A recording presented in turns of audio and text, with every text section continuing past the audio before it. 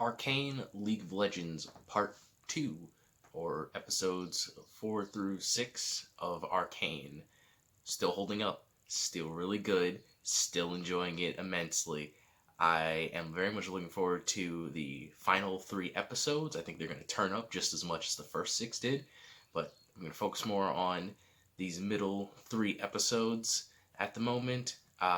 For starters, I did not really know anything about Jinx other than the fact that she is one of the most popular League of Legends characters. That's about it. I just heard that Jinx is popular. I've seen her design. I've never played the games or read any lore, really seen any trailers with her in it. So I'm just like, okay, Jinx from League of Legends. I recognize that character. Literally, Leonardo DiCaprio thing. Just like that's the one, the character right there. But outside of that, I didn't really know anything about Jinx. But now having seen these 3 episodes, I get it now. I understand why people like Jinx a lot, and now I am one of them. I really like Jinx. She is a very well developed character. She has a lot of flaws that make her cool and fun. She is mentally unstable, which I think is really cool. Well, I mean, obviously, being mentally unstable isn't cool, but for a character in a show that I am watching to see develop, it's really cool. I like how she's weirdly upbeat despite everything that's like messed up in her head. It's pretty nice. I enjoy her character a lot. She has a lot of personality. That's something I will give Arcane. Every character is extremely charismatic despite all of the flaws and hang-ups that they have as people, which is really good. Something though that is a personal nitpick for me that is just something I can't get over is that Silco is just the penguin from Batman, the Telltale series. You know, the video game Batman by Telltale. He's just the penguin. Like his character design, except for the scar over his left eye, is just the penguin. The voice actor is also the same. I keep hearing the penguin every time, and both of those characters are leaders of underground criminal organizations that are trying to spark up a revolution. It it just they also both have people that are like juiced up with some weird formula that makes them glow a weird color and are super strong. Like if you've played Batman Telltale and you watch Arcane, just look at the comparison. It's very similar. I'm not saying that they ripped them off or anything like that, but it's something I can't get over. I really love Silco's character, but just every time I hear him speak and every time I look at him, I just remember the freaking F-boy penguin from Batman the Telltale series. But it doesn't really affect the story or my enjoyment of it. It's just something that, you know, I just keep thinking of it when he shows up on screen. Nevertheless, still really good character. I like Silco. He's an excellent villain. He comes off extremely menacing, but also very personal. Like, I don't feel like he's doing what he's doing because he's evil. You know that thing that happens is that you have a bad guy in a movie and they're just unapologetically bad. There's no rhyme or reason to why they're doing it. It's not like, oh hey, they're doing these terrible things because no. The, you know, they're just straight up evil. Silco is not like that. I feel like Silco does everything that he does because of his tragic background. So that leads him to do these terrible things, and that's why he justifies them.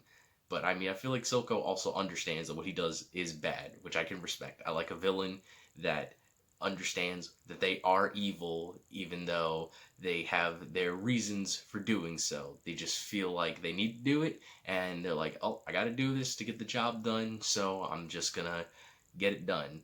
Nothing more, nothing less. It's just business. I can respect that in a character. So I really like Silco. I hope I see more of him in these following 3 episodes. Um, the interconnection between the entire story and all of the characters is it's so well written.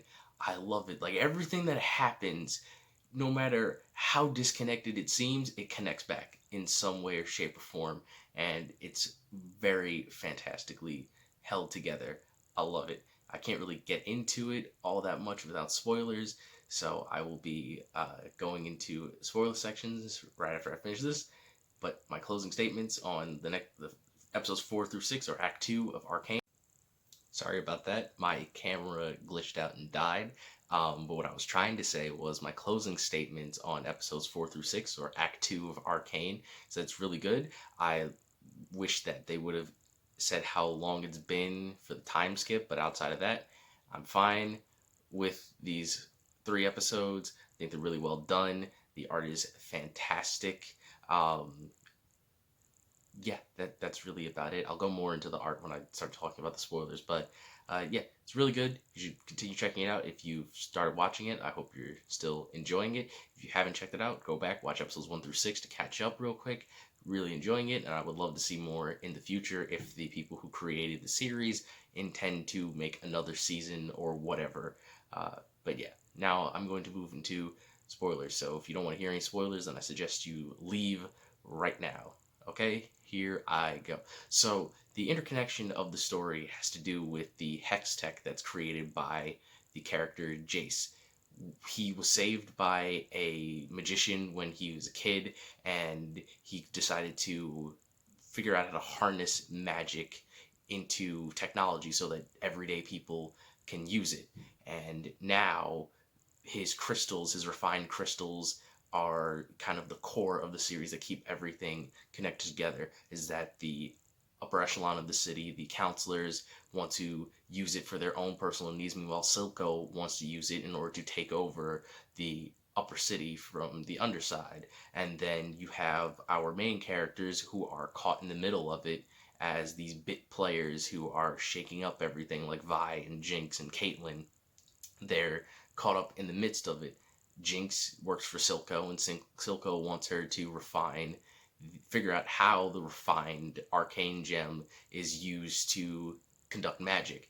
Meanwhile, Vi is trying to find Jinx, so the two of them are kind of caught up in the middle of it, even though there are bigger players at hand that are causing everything to work together, which I thought was really nice. I kind of feel bad for Jace, though, because he's falling down this dark hole that he doesn't want to be in. Like when you see Jace at the start of the series, he's just a scientist. He's happy-go-lucky. He's hanging out with his best friend Caitlyn. He just wants to make some technology to help people because of an experience he had when he was younger. And now he's forced into this world of politics, being forced to be a chancellor and being manipulated by Chancellor Madonna, I believe is her name. And I just feel bad for him. Like you can see his character like being corrupt. Like he's still maintaining at the moment his core personality. He's still a good person at the moment, but like the scene at the theater where he starts making underhand deals with all of the other chancellors felt kind of bad. I felt like his morals. That's the word I was looking for. His morals were kind of diminished in that scene, but at the same time, he's still hanging in there. He's still hanging on. He's still not an evil person at the moment, but I could see him ending up that way by the end of the series if nothing changes in his life. I really like Vi. She maintains her same personality from when she was a kid, but you can tell she regrets everything that she did when she was little. She regrets her uh, reactions and lashing out at Powder, which resulted in her, the two of them being separated and Powder turning into Jinx and her being locked up in prison for an extremely long time. And also, something that was very unclear to me, this is probably one nitpick that I have, is that it's not clear if Silco knew that Vi was locked in prison, because when he finds out that Vi is free, he's like, wait, she's back from the dead? Like, he thought she was killed a long time ago when the enforcer, Marco, took her away. So, but then when Vi is in prison, she mentions to Caitlyn that, she makes a snide comment saying, just tell Silco I said hi, and whoever his goons are, they're gonna beat me up to just come in here already. So I'm just like, did he know that she was in prison? Or did he not know that she was in prison? Because if he didn't know, then why was she being jumped all the time? But if he didn't know, why did he react like he thought she was dead? Like, it's just a nitpick that I can overlook. It's just one small thing that I can completely overlook for everything. But nevertheless, it doesn't really matter in the grand scheme of things. But one third time's the charm, as they say. God damn, I don't know why my phone camera is glitching out so bad today, but I'm gonna wrap this up so it doesn't shut down again. The last thing I wanted to talk about is how fantastic the animation is. I probably should have mentioned this in the non-spoiler section, since this doesn't really have to do with any spoilers, but uh, the animation reminds me of concept art. Recently, they just released the concept art for the new Disney Plus series Obi-Wan Kenobi, and when I saw that, and then I started watching Arcane, it made me think like, wow, Arcane looks like that concept art that you see of series to give people the idea of what the shot's gonna look like, that hyper detailed art that, it's like, okay, I have a very clear image of what I'm supposed to shoot, what I'm gonna film. That's what Arcane looks like, but just every frame of it. Every frame is extremely detailed. All of the motion looks really smooth.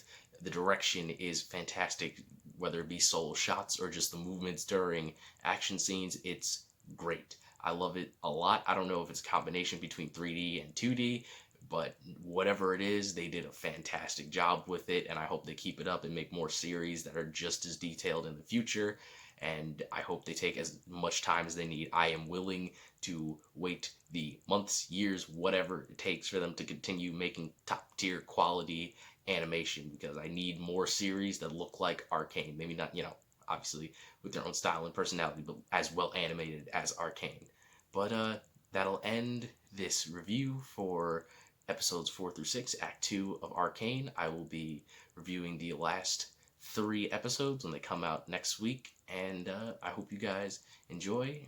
Thumbnail is always by my good friend CuriTuber, link in the description if you want to check out his Twitch channel. And remember, folks, you are innocent until proven villainous.